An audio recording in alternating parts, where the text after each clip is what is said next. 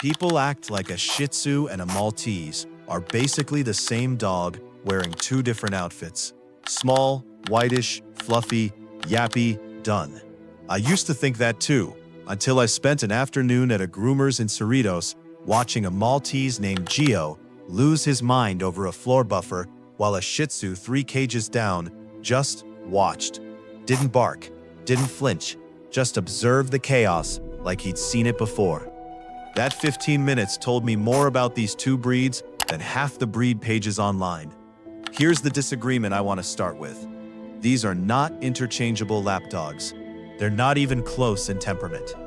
If you're choosing between them based on looks alone, you're going to end up with the wrong dog for your life, and probably a resentful one. Start with the coat, because everyone gets this part wrong immediately.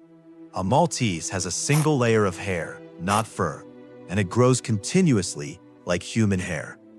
That means less shedding around the house, which people hear and think, low maintenance. Wrong.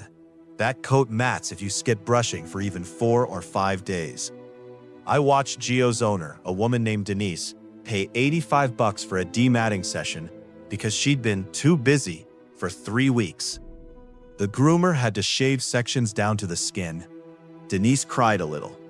I don't blame her. Shih Tzus have a double coat, which sounds worse, and in some ways it is heavier to manage, but it's more forgiving if you're a day or two late on brushing. The trade-off is real though.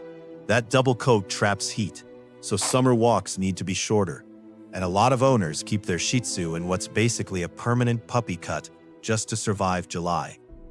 Neither breed is low maintenance. I'll die on that hill. Anyone telling you a Maltese or a Shih Tzu is a wash-and-go dog has never owned one, or they're lying to sell you a puppy. Potty training deserves its own paragraph, because I've watched grown adults nearly give up on both breeds over this exact issue. Small dogs in general are notoriously harder to house train. Smaller bladders, smaller brains relative to the payoff of going outside is worth the effort.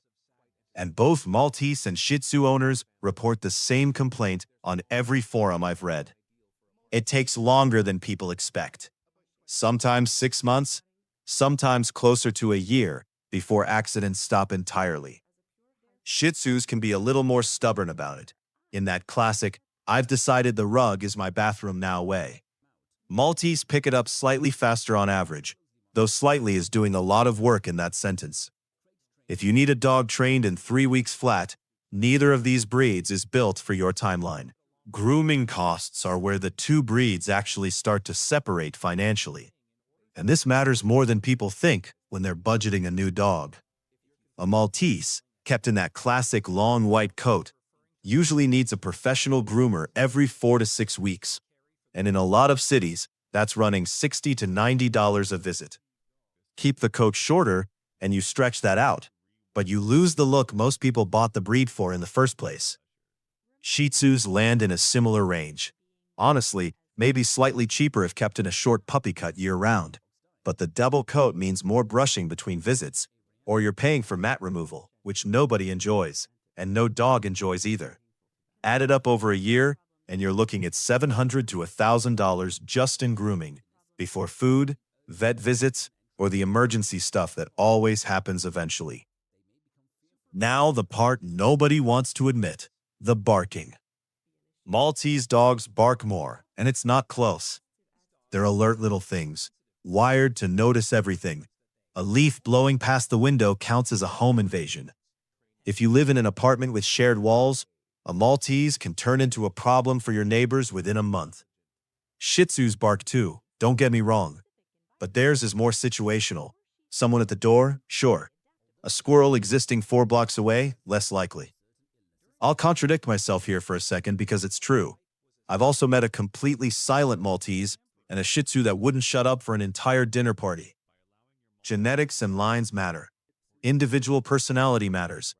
But if you're going by averages, and averages are what most first-time owners should plan around, Maltese skews louder. Separation anxiety is where this comparison gets uncomfortable, because both breeds struggle with being left alone, and I mean genuinely struggle, not mildly annoyed. These were bred for centuries to sit in laps and be companions, not to guard a yard or hunt something. A remote worker who's home most of the day is the ideal owner for either breed. Someone gone 9 hours a day for an office job is setting one of these dogs up for chewed baseboards and a very guilty-looking mess by the door. I don't think people research this enough before buying. They see the 60-second video of the dog sleeping in a tote bag and skip the part where that same dog howls for 4 hours straight the first time it's left alone. Weight and lifespan actually favor both of these breeds if you're thinking long-term. Maltese typically land around 4 to 7 pounds. Shih Tzus more like 9 to 16. Both commonly live 13 to 15 years, sometimes past that. I know a Shih Tzu in my building's neighborhood, over near the old strip mall on Route 9, that just turned 17 and still trots to the mailbox every morning. That's the upside nobody talks about enough. You're signing up for over a decade with either dog, so the personality fit matters more than almost anything else on this list. First-time owners ask me the same 2 questions every time, and I want to actually answer them instead of dodging. Will it destroy my apartment? Neither breed is a chewer on the level of a lab or a terrier, but boredom plus separation anxiety equals chewed shoes, chewed cords, chewed corners of rugs. It happens more with Maltese in my experience, mostly because they get more anxious faster. Will it get along with my cat or my other dog? Shih Tzus generally adapt better to a multi-pet household. That calm, almost lazy temperament works in their favor. Maltese can go either way, depending on how they were socialized as puppies, and a poorly socialized one will absolutely try to run the household from 6 pounds of fluff and pure attitude. I want to be honest about something I still don't fully understand. Why Maltese specifically develop such strong opinions about strangers? Some are total love bugs with anyone who walks in the door. Others decide, seemingly at random, that your cousin is a threat and must be barked at from across the room for the entire visit. I've asked 3 different vets about this. Nobody's given me a satisfying answer beyond it's just how some of them are wired. Families with young kids ask me about this comparison constantly, and I'll give the answer that isn't very popular. Neither breed is a natural pick for a house with toddlers. Both are small enough to get accidentally hurt during rough play, and both can snap if a kid grabs an ear or a tail one too many times. Shih Tzus tend to have more patience for chaos in general. That same laziness that makes them good with other pets works in their favor with kids too. Maltese are more delicate, physically and emotionally, and a stressed-out Maltese around loud, unpredictable children can turn skittish fast. If you've got kids under 7, I'd lean Shih Tzu every time, and I don't say that lightly, because plenty of breeders will tell you both are great family dogs without qualifying any of this.